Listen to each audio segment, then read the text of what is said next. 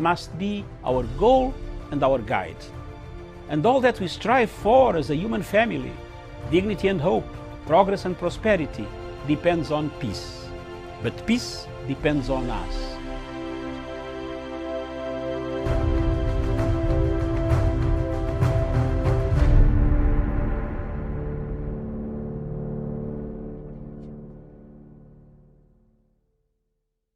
Good afternoon, and thank you so much for joining us. This is Diaspora Dispatches. My name is Miriam Ogotu, and on the show, as usual, I get to bring you the latest news from the continent of Africa. Just a few minutes, about 6 minutes past 3 p.m. here in Nairobi, East African time. Good morning, good evening, depending on where you're tuned in today. And we will start our news from right here in Kenya, where more than 800 members of the Kenya's Shona community have been granted national identity cards after existing as stateless people for generations. The official documents will allow them to access basic services such as healthcare, education and financial services for the first time. The Shona community arrived in Kenya in the 1960s as Christian missionaries from Rhodesia, now Zimbabwe. Those who failed to register as citizens within 2 years of Kenyan independence in 1963 lost the opportunity to do so, and so many Shona people have existed here as stateless ever since. We go to Tanzania, and the president, Samia Suluhu, has been vaccinated against COVID-19, and her predecessor, the late John Magufuli, was a coronavirus skeptic and was opposed to foreign-made vaccines. And Mrs. Samia has taken a different direction, urging the public to follow preventative guidelines. The country recently received 1 million Johnson & Johnson vaccines through the COVAX initiative. At the launch ceremony, President Samia urged all Tanzanians to get vaccinated and said that more doses will be obtained. We head over to the south of Africa, and in South Africa, a state commission has expressed a concern over the inhumane treatment of suspected looters in KwaZulu-Natal and Gauteng provinces following the recent riots. Shops and properties were ransacked in the wake of jailing of former President Jacob Zuma for contempt of court. More than 300 people died. The Commission for Gender Equality has said that while it does not condone stealing, degrading people and dehumanizing them does not also make it less of a crime. It has called for investigations over a video being shared online showing some women being forced to swim in what looks like a spillage of water or alcohol. And then we move over to the latest, and former U.S. President Barack Obama has joined NBA Africa as a minority owner and strategic partner in NBA Africa. The National Basketball Association's African arm has backed a new Pan-African Basketball League and held its inaugural session in May with 12 teams from 12 countries, it held its inaugural session in May. All right. It has also launched programs aimed at improving the livelihoods of young Africans while raising awareness on gender-based violence and promoting girls' education.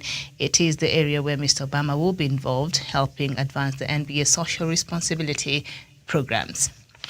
And then we move over to South Sudan, and international monitors in South Sudan say they are worried over the continued clashes threatening the implementation of revitalized peace deal. Sporadic clashes are being reported in different parts of the country, pitting government forces and different opposition armed groups. The ceasefire observers say they have been documenting skirmishes in central Equatoria State, allegedly involving the government forces and the rebel National Salvation Front, NAS. There has been violent attacks in different centers being reported in Upper Nile State and Central Equatoria States, where forces are being trained. The monitors have urged regional bodies, IGA's leadership, to urge South Sudan to take urgent action to prevent the training camps from disintegrating, preventing the graduation of trainees and the formation of a unified national army.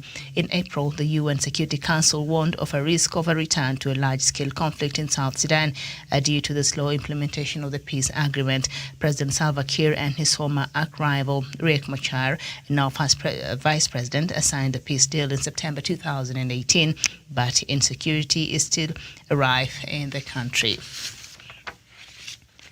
We move to Equatorial Guinea, and the top appeals court in France is due to rule on conviction handed to the son of Equatorial Guinea's president for using public money to fund his lavish lifestyle.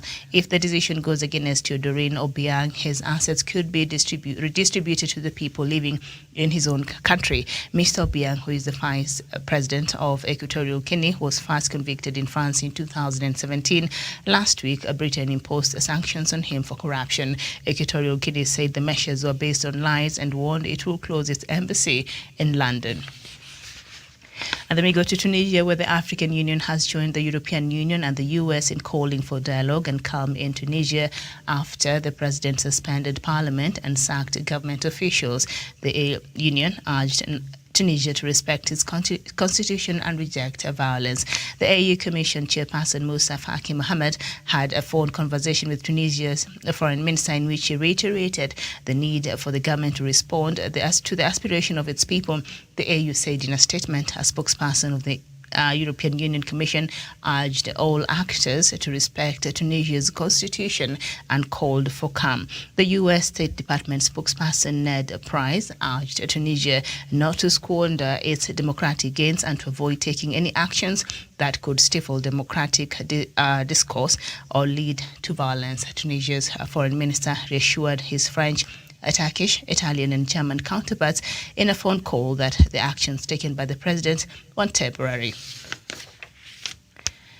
And then we move to Ivory Coast, and Ivory Coast's President Alassane Ouattara and bitter rival Laurent Gbagbo have embraced in their first meeting since the civil war 10 years ago. The conflict was sparked by Mr. Gbagbo's refusal to admit defeat in an election, and 3,000 people were killed. Mr. Gbagbo returned to Ivory Coast last month after the International Criminal Court, ICC, acquitted him over charges of crimes against humanity. Both men have been pushing for peace and reconciliation. Mr. Ouattara welcomed Mr. Gbagbo in the presidential palace in the capital, Abidjan, on Tuesday. Speaking at a news conference after their meeting, Mr. Ouattara said the turmoil was behind them. Mr. Gbagbo was captured at the presidential palace in April 2011 and transferred to the ICC at The Hague after his acquittal. He lived in the Belgian capital, Brussels, before being invited to return to Ivory Coast by Mr. Ouattara. Mr. Gbagbo returned last month and was welcomed by his supporters. He still faces a 20-year prison sentence that he was convicted in absentia of looting a regional bank during the civil war. And then we go to Ethiopia, where thousands of young Ethiopians have rallied in central Addis Ababa to join the army, a part of a recruitment drive across the country to fight rebels in the northern region of Tigray. The parade in the capital's Meskel Square for the recruits before they left for training has been broadcasted live on Ethiopian television, ETV, the national broadcaster. These kind of farewell ceremonies have also been held in other towns. They seem to be aimed at showing support for the government's military engagement in Tigray, as well as encouraging others to enlist. That is according to government sources. Head over to Zimbabwe, and the Zimbabwean President Emmerson Mnangagwa's name was allegedly used in a botched deal which resulted in Harare man losing $488,000. According to a Zimbabwean news daily, a suspected fraudster, Justin Charambira, appeared in court accused of duping a Harare man, Erasmus Chimbumi, of $488,000 in a mining chemical deal. The accused is alleged to have told Chimbumo that she could only deliver after he gave her a deposit of $1 million, since the deal included the head of state Mnangagwa and some unnamed army generals who needed their part of the share. This is not the first time the accused has faced such allegations. The prosecutors initially consented to $50,000, but made a U-turn on its decision after establishing that Charambira and previous convictions for similar offences. According to Zimbabwean news daily, it is alleged that last October, Charambira was approached by a complainant who wanted to buy mining chemicals. And then we go to Nigeria, where the decision by President Muhammadu Buhari's government to ban Twitter in Africa's most populous country in June has dealt a blow to its revenue ambitions. According to NetBlock's cost of shutdowns tools, which uses the classic free digital app GDP impact technique, Nigeria has lost at least 200 and 43 million US dollars in the past 51 days since the Twitter shut down. Despite this, Twitter on Thursday posted stronger than expected earnings for the second quarter thanks to growing advertising demand across all geographic regions and types of ad products. The San Francisco-based company earned 65.6 million US dollars or 8% per share in the April-June quarter, thus up from a loss of 1.38 billion US dollars or 1.75 per share US dollars per share a year earlier. So the ban on Twitter in Nigeria did not affect in any way the revenues of Twitter in general, but Nigeria has lost in a tune of 243 million US dollars from the revenue it gets from Twitter. So do the maths, President Buhari. All right, and still staying with Nigeria. A Nigerian court has ordered the secret police to release 5 suspects detained for wearing T-shirts criticizing President Muhammadu Buhari, their lawyer said on Tuesday. The men were arrested earlier this month by the Department of State Services, DSS, during a church service led by a well-known evangelical pastor in the Nigerian capital, Abuja. They had been wearing a T-shirt with the slogan "Buhari must go" inside the church when they were arrested and detained. The church was accused of aiding the arrest, but he denied the allegation. On Monday, the Federal High Court of Abuja ordered the DSS to release the suspect's lawyer, Alan Sowore, told AFP News. And I doubt if the government has heeded to that court ruling. And we head back to Ethiopia.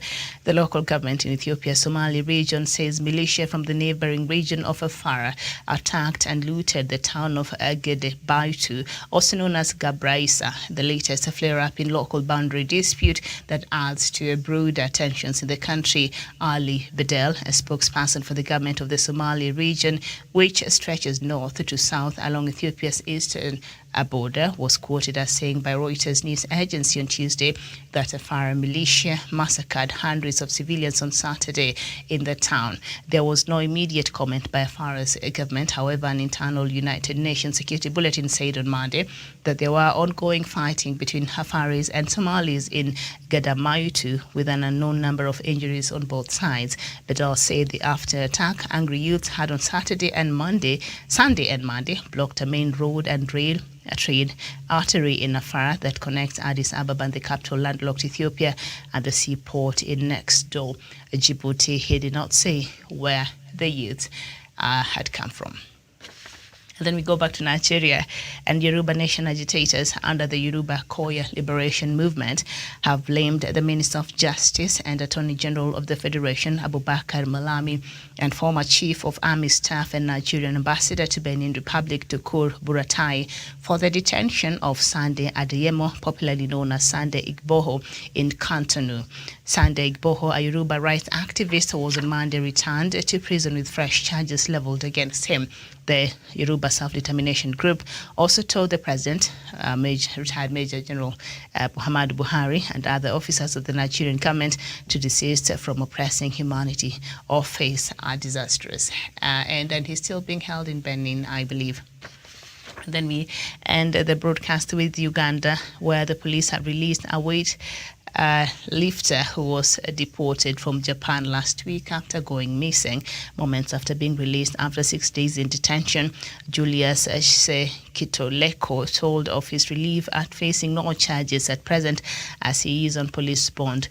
Pending further investigations, he had traveled to Japan to participate in the Olympics, but was subsequently told he had not qualified for his event and should return home. Instead, he left a note in his room saying he wanted to stay and work in Japan, and so he disappeared. His lawyer, Philip Munabi, says the police are looking into how he had traveled to the 2020 Olympics without having qualified for the Games. Quite interesting. And that is the latest from the continent this afternoon. Thank you so much for watching. My name is Shrimia Magoto. Enjoy the rest of your day. Good afternoon.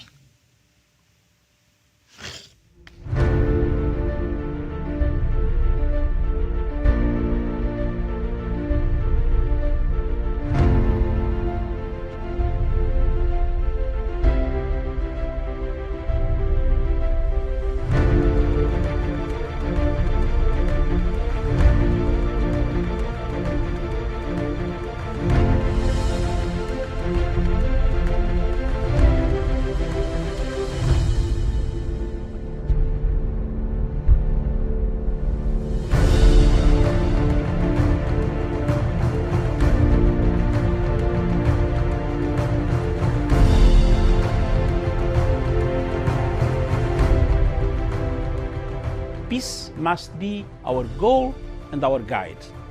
And all that we strive for as a human family, dignity and hope, progress and prosperity, depends on peace. But peace depends on us.